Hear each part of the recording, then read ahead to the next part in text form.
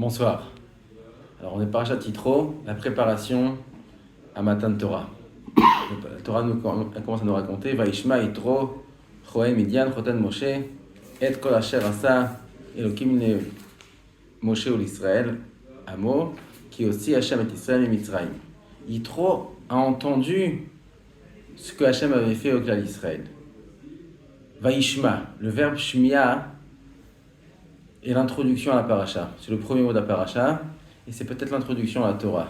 D'ailleurs, tous les matins dans la Tfila, quand on demande, on implore Hachem de nous ouvrir le cœur pour comprendre la Torah, ce qu'on demande, c'est Veten Belibenu, Lehavinu et Askil, Lishmoa, Lilmod ou Lelamed. Avant d'étudier, avant d'enseigner, ce qu'on veut d'abord, c'est Lishmoa, écouter, entendre. Cette capacité à écouter le message d'Hachem. Que veut dire écouter?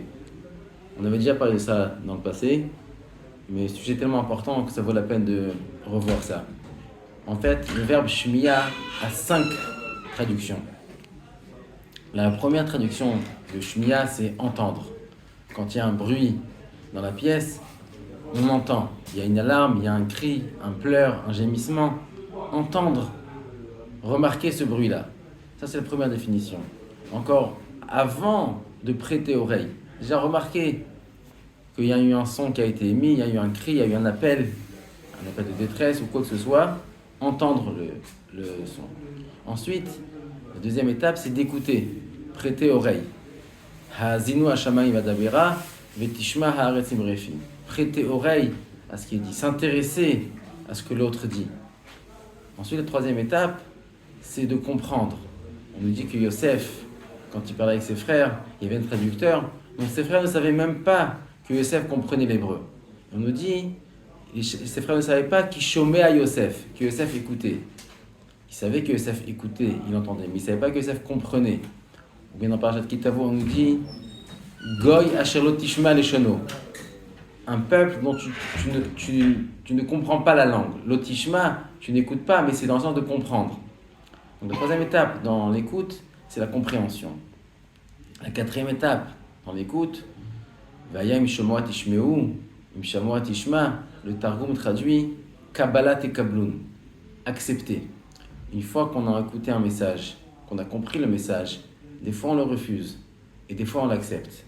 La quatrième étape dans l'écoute, c'est l'acceptation de la chose. Si la chose qui a été dite elle est vraie, alors accepter le message.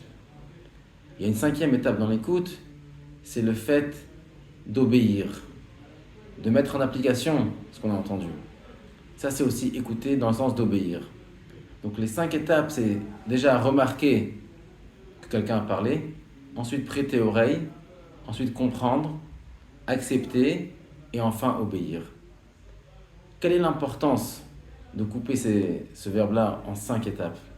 C'est que si on n'a pas coupé en 5 étapes, et qu'on voit tout à la fois, alors on est écrasé par le poids. Si quand j'écoute quelqu'un, je dois d'office obéir à ce qu'il me dit, c'est trop fort. Je ne suis pas capable d'obéir d'office à quelqu'un qui parle avant d'avoir compris, avant d'avoir accepté, avant de m'être intéressé à ce qu'il a dit. Donc, le fait de devoir obéir, c'est étouffant, donc je repousse, je ne veux même pas écouter. Je ne m'intéresse pas, je ne comprends pas, je n'accepte pas. Et des fois, je ne remarque même pas qu'il parle parce que je ne veux pas être écrasé par le poids de devoir obéir. Mais si je fais cette distinction, où je suis capable de prêter oreille, ou déjà de remarquer que quelqu'un parle, avant de m'intéresser, de remarquer que quelqu'un m'appelle, ensuite m'intéresser à ce qu'il dit, ensuite essayer de comprendre, et seulement une fois que j'ai compris, voir s'il y a de quoi accepter, et seulement après obéir, alors c'est beaucoup plus facile. Pareil dans les divrei Torah. Quand on écoute un Dvar Torah, la première étape, c'est pas d'obéir. La première étape, c'est de remarquer que quelqu'un parle. Remarquer qu'il y a un message d'Hachem qui nous est transmis. Ensuite, s'intéresser à ce qu'il dit. Comprendre, accepter, et seulement après obéir. Ce partage-là aide, facilite l'écoute. Et la première tfila qu'on fait avant d'étudier, c'est déjà qu'on soit capable d'écouter, de prêter oreille, de s'intéresser, de comprendre, d'accepter, et ensuite, dans Hachem, d'obéir.